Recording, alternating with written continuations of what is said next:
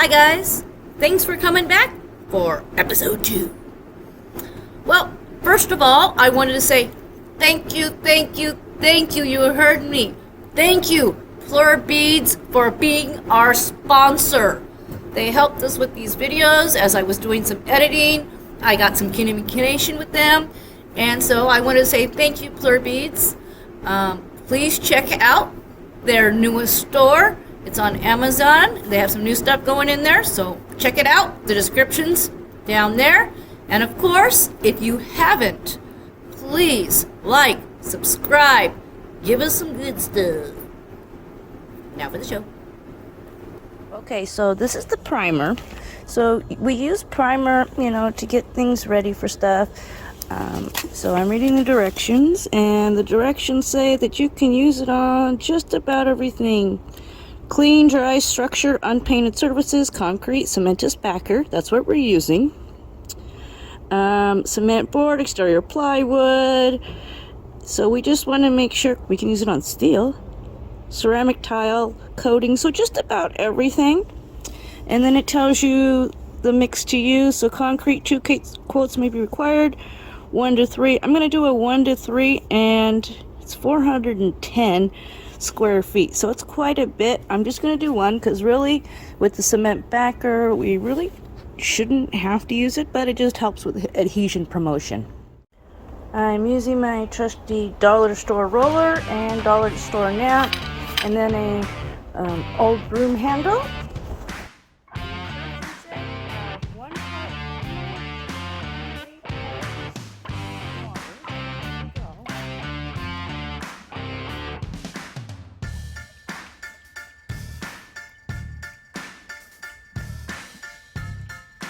I'm not going to use the whole thing because my room isn't quite that big, but only about halfway. Got the water. A little bit on my hands. It feels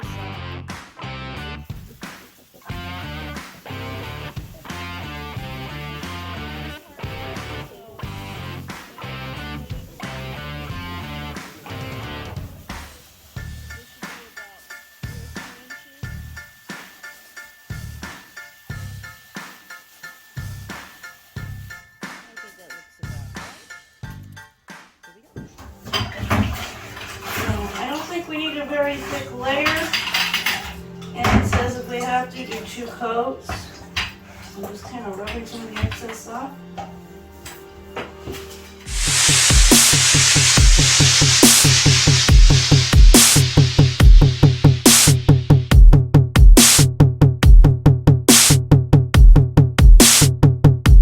So I don't want to do very thick coats, I just want a really thin coat.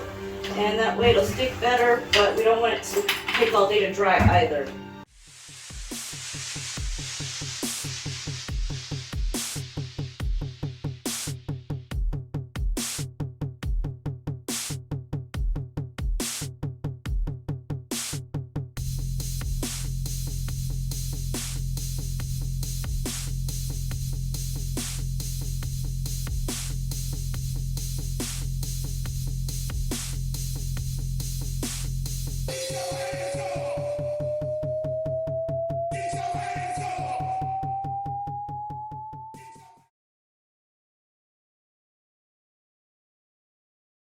Okay, the floor has been completed. Now it says to wait between 30 and 3 hours to go from like milky to all the way clear.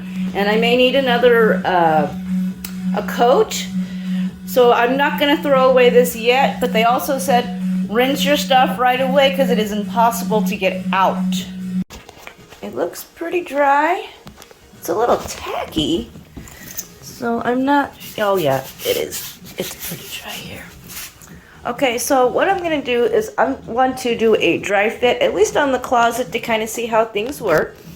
And as I've been told, when we do tile, we go from the center of the room out, and that way you run into this with your tile on the outside instead of it disturbing the design on the inside. Well, it looks like my camera went off while I was trying to show you guys this. So I'm doing the dry fit. So I'm just putting the backers in, So these are the tile the tile spacers, and I'm spacing it so what I was gonna do is, have the center out, but the problem is that I'd have two sides that I'd be cutting. I really just have one since this is the closet. It's not like somebody's gonna be looking at it, critiquing it. So I'm just gonna go and slide it all to one side. And so that's what I'm working on. And then I'll see whatever I have to cut. And then I'm just making sure that everything's even, because I'm noticing these tiles aren't exactly even, so I know that I'm going to have to at least do 2 spacers to make sure that they're going to be where they need to be. And when you lay it down, you can lay them right in there like that, and then you can grout right on top of them. So, but I wanted to make sure everything was going to fit before I started, because I don't want my thin set to get hard before I actually figure out what I'm doing. So I'll probably do a couple of smaller batches so that it doesn't set before I'm ready. Okay, so I found a goof on my part, but I didn't realize it. If you can see, one tile is darker than the other, so I'm going to try to do the closet in one color and then use what I have of both colors to kind of mix them together. I also need to mark off for my cutting. We also need to make sure that we take into account what's called the kerf. The kerf is how big our blade is. So I'm going to go from the wall 1/4 inch and then measure on the stone so I know where I need to cut. I'm going to put 2 spacers back to back, so 1/8 and 1/8 is 1/4 inch. I'm going to put that against the wall. So that will stick it out 1/8 of an inch for both sides. So that takes into account for the space for the grout on this side and this side. And if I cut right on the line, I should be good to go.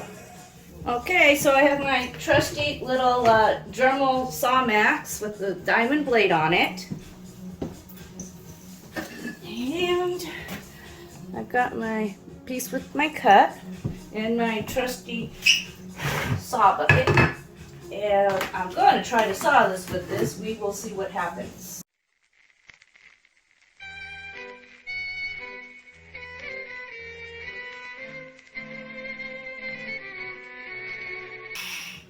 Well, I'm not certain that's going to work. It got really, really hot.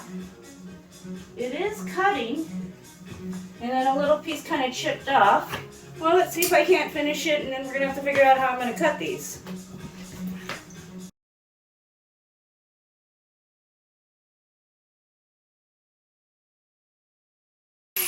Got a hot one. Good thing I'm a welder. Well, it's going. It's just going really, really... Oh, no. This isn't good.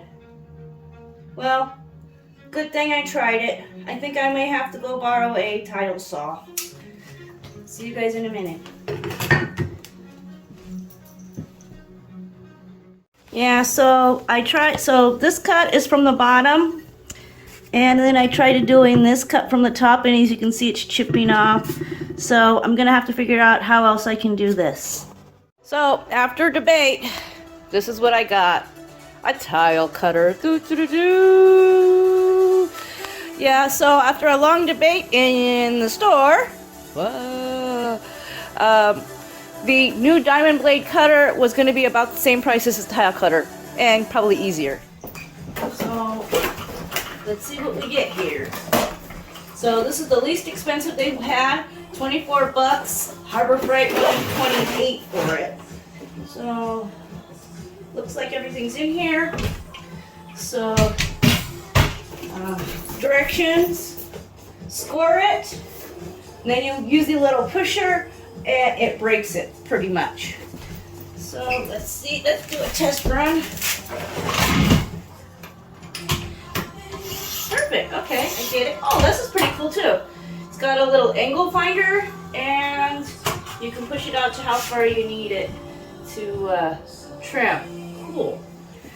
Okay, so see if you guys can see this. I remarked it, so all I'm going to do is just take this line, or this dot here and this dot here, line it up, and I should be able to score it.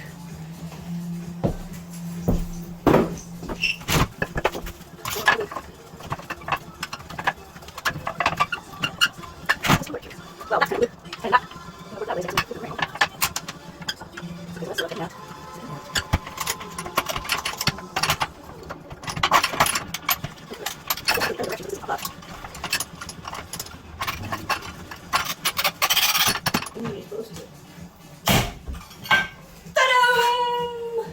Yay! Well, it's not the greatest because it comes off the line a little bit here, but let's see if it works. Yeah, I know, I'm a goofball. Sorry for my goofballdness. I apologize in advance.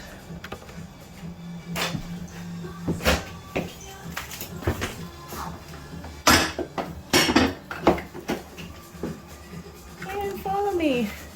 Walk with me, talk with me, my friend. So I'm looking where the wheel's gonna hit. And the scoring wheel is a little bit further than my mark. And my mark is in the center, so I guess I just need to come off of this a little bit.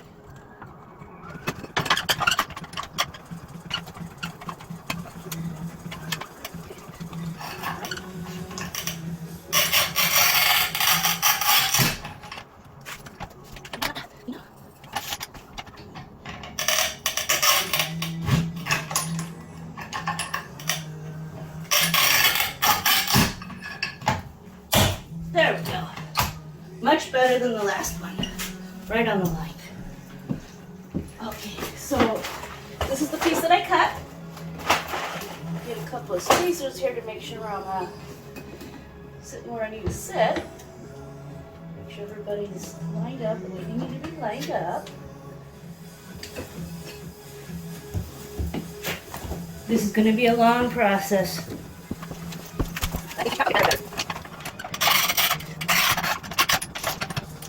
Uh-oh. Shoot!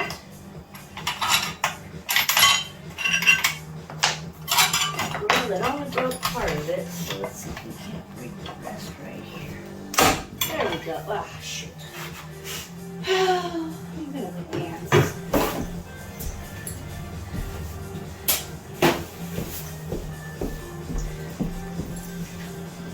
So, I think this will still go. It's still got a little bit of diamond. I think it's probably why it didn't cut very well, but I think we'll be able to get a little bit of this off. Let's see.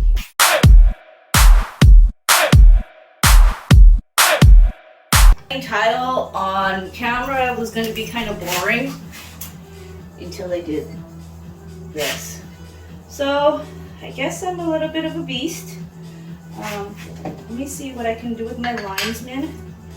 So sometimes if you put it on an angle and you're able to kind of use a soft mallet, you might be able to get some. So I want to just kind of test with the piece that I've broken.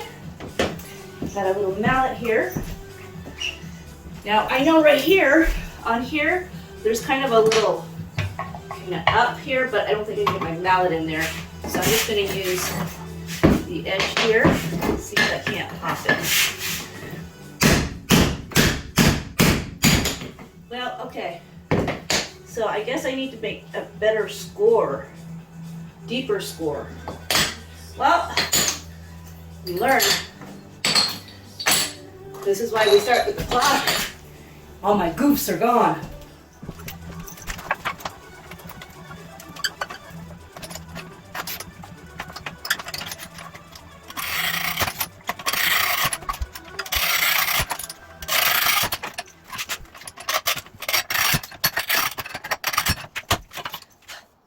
Since I had that goof, I don't know if you can see it very well, but let's see. Zoom. I've decided to use it and make it a decorative tile rather than throw it away. And I'm thinking, you know, this is the closet and I hate to waste stuff. So I'm going to see if maybe some of these cutouts that I have, I can actually do a little design in the corner.